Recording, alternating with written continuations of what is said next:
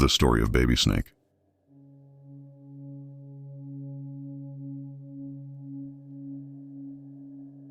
Baby Snake was raised on 75th and Chapel with his mother and older brothers, Justo and Seabanks.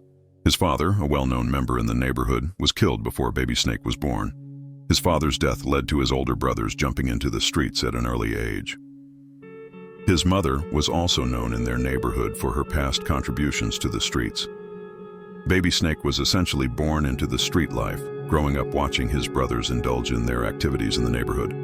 Around 11 years old, Baby Snake witnessed his brother Justo rob a close friend for a firearm, which resulted in Justo shooting and killing him. By the age of 12, Baby Snake began hanging out with his older brothers outside, along with other Mickey Cobras in the neighborhood. At 13, he was already involved in disputes with oppositions and carrying his own handgun. When he turned 14, his brother Justo was arrested for a double homicide, and his oldest brother Seabanks was shot and killed while sitting in a vehicle outside a gas station.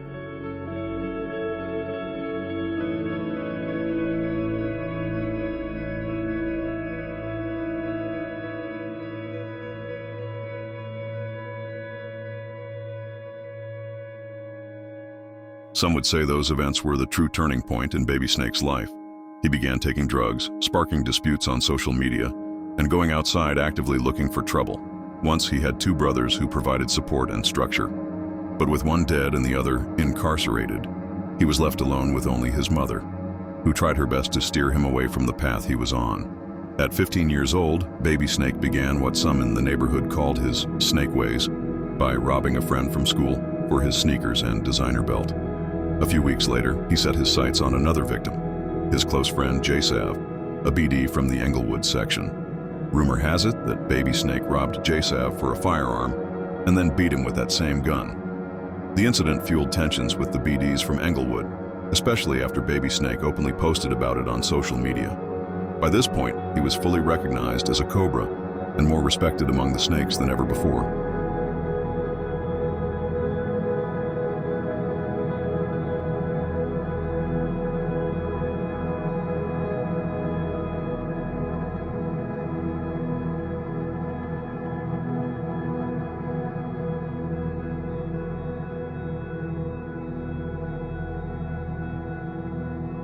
His life began to grow more complicated as a result of his actions in the streets.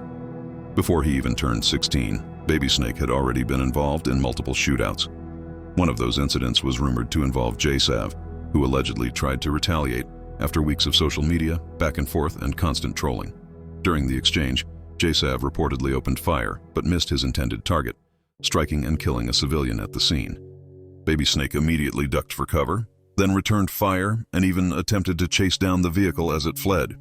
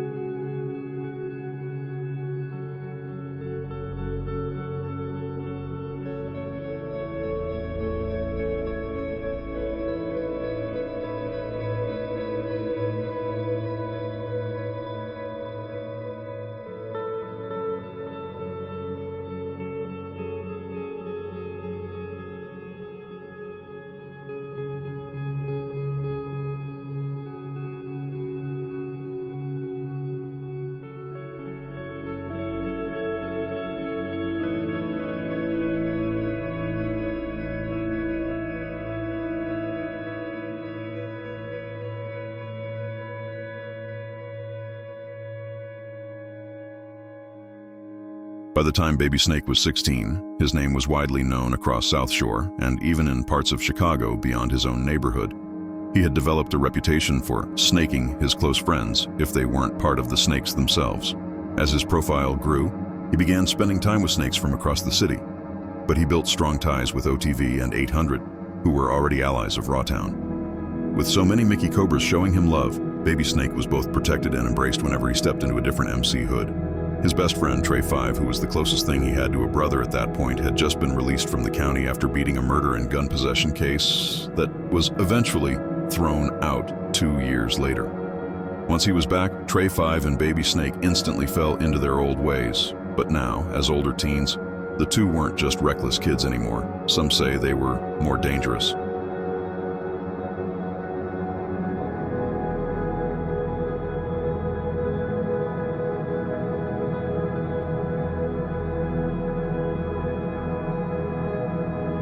With Trey 5 back on the streets, some would say his return made Baby Snake turn his snake up.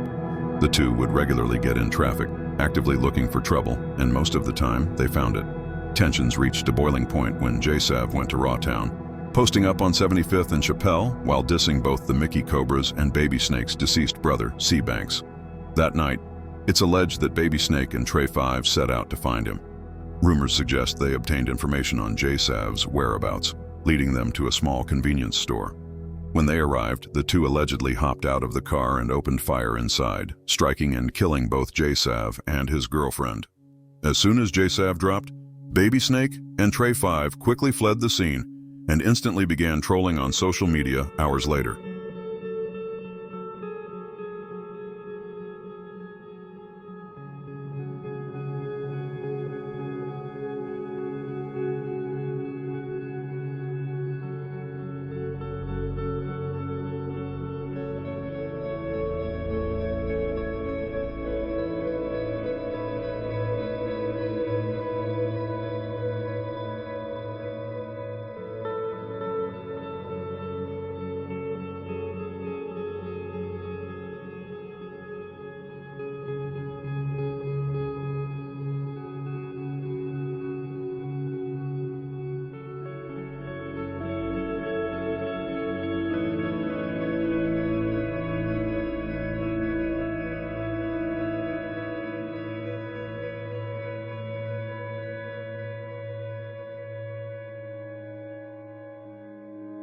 After that situation, all eyes were on Baby Snake. His name was being talked about across Chicago. He had become one of the most hated from Rawtown, but also one of the most active. With so much attention on him, his affiliates pushed him to start rapping about his life. Even if he wasn't the best, they knew he already had the city watching both gang members and civilians. Taking their advice, Baby Snake recorded and released his first track, Snake Some. The song quickly gained traction and became the spark that ignited his music career. What really made it take off were the lyrics. Don't die trying to snake a snake. We'll leave you faceless. Have your parents wondering if it's cake or steak. The bold line fueled street rumors that Baby Snake, along with OTV members, had backdoored Reno from 213 during what was supposed to be a gun trade. Instead of exchanging, they allegedly killed him and took the firearm, an incident that only added to the song's notoriety and his rising profile in the streets.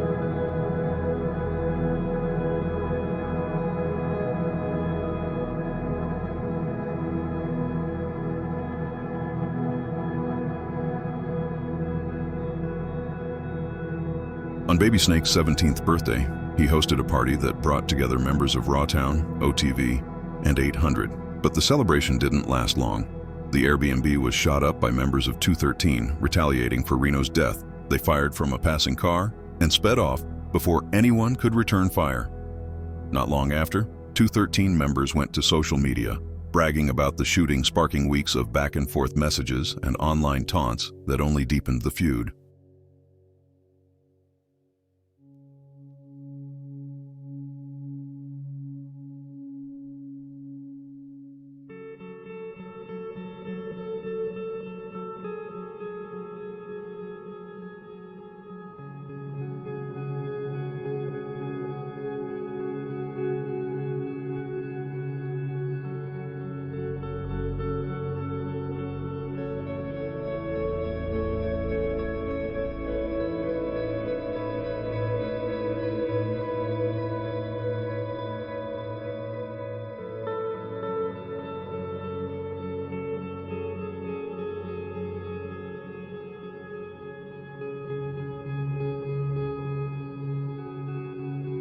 By this point, Baby Snake was well aware of how many oppositions wanted him dead.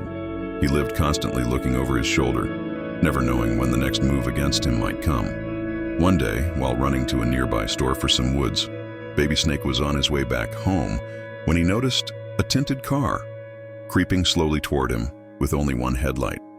Believing it to be his opposition, it's rumored he opened fire, unleashing shots into the vehicle, which was not an enemy, but a 27-year-old innocent man killed instantly in the crossfire of paranoia and street politics. Baby Snake later referenced the incident in his second track, Snake Venom, rapping, "Don't park the car up on a 5, moving suspicious, you gon' die," reminiscing about the time that civilian got caught up in that ride. The raw mix of storytelling and self-snitching in his lyrics only fueled his notoriety. The song spread quickly, and what started as a neighborhood buzz now pushed Baby Snake into citywide fame.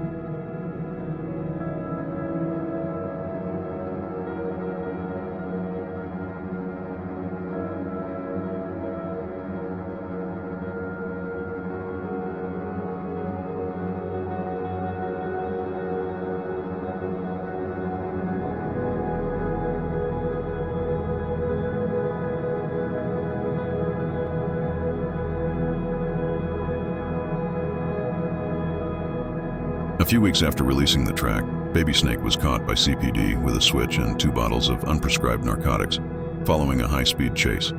His rising career was suddenly interrupted by his arrest, but in the streets and in the city's rap scene, the arrest only added to his image. Some would even say it boosted his career, cementing his reputation as both a rapper and an active figure in the life he rapped about.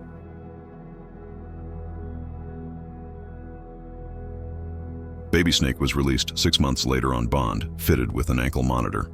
Almost immediately, he returned to his snake ways, continuing to rob and backdoor those closest to him who are not snakes. To many, it seemed like his victims made it too easy. Everyone wanted to be his friend or believed they had a strong bond with him.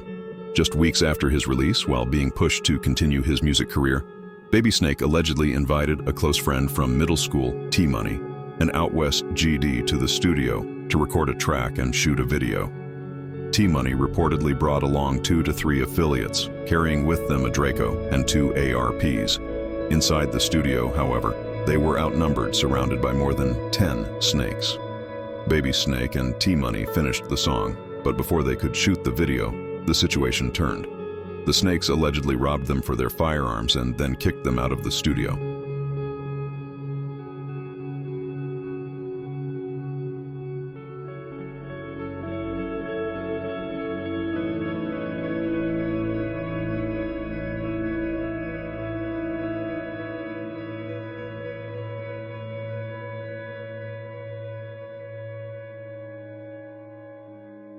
After the incident, Baby Snake extensively trolled T-Money and 552 members on social media, mocking them for what had happened in the studio.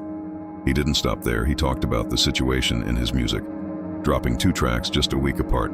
In one, he rapped, "T-Money? Thought we was friends, bitch, I'm Snake, I need that gin." And in the next, T-Money and his friends got slimed out. 2 ARPs and a Drake, snaking them up a gin, ain't no timeouts.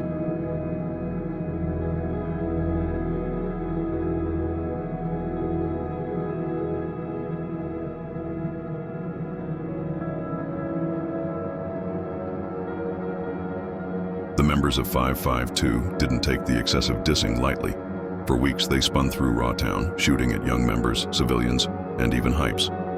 Eventually, they got information on Baby Snake's whereabouts. It's alleged that AWOP and teenager from the area backdoored Baby Snake by giving up both his location and the vehicle he was in. According to rumors, Baby Snake was sitting inside his car on Rawtown, waiting for AWOP to return a firearm he had lent him. That's when T-Money and several 552 affiliates pulled up on side of Baby Snake's vehicle.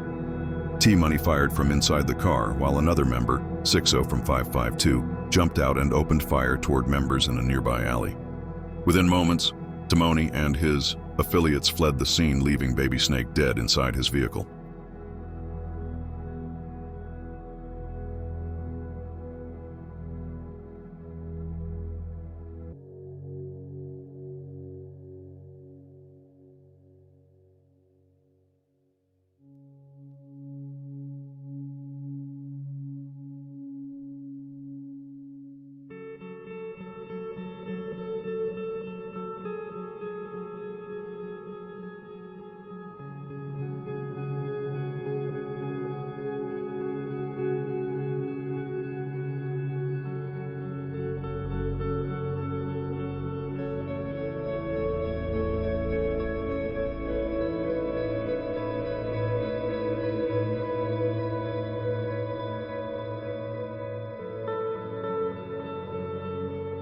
Baby Snake's death sent shockwaves through the Mickey Cobras. He was loved by a majority of Cobra sets across the city and remembered as a true snake who lived and moved exactly how the name suggested. His loss fueled anger across Rawtown, 800, and OTV. That same day, they retaliated by shooting up 552 territory, wounding several members but not taking any lives. Not long after, Rawtown received word on T-Money's whereabouts. The information was passed directly to Trey 5, who, alongside Drill Up, rushed to the scene, a gas station with a small convenience store. Allegedly, the two parked outside and waited for T-Money to exit the store. When the moment came, they attacked. Both Trey 5 and Drill Up opened fire with a Draco and an ARP, emptying more than 35 rounds on the scene. According to rumors, Trey 5 ran up and stood over T-Money before fleeing back to the car.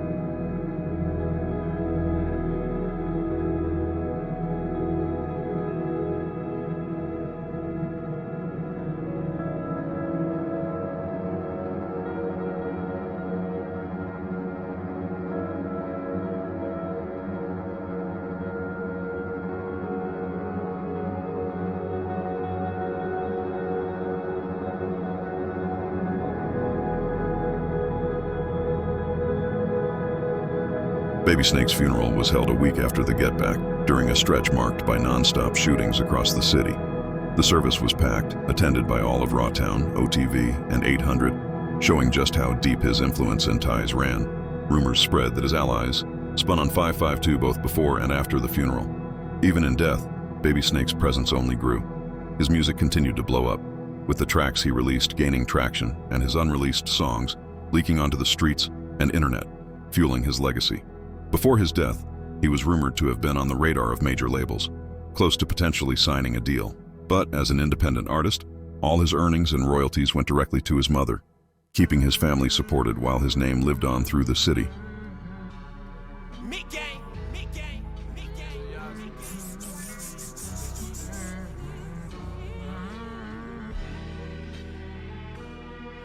Gang.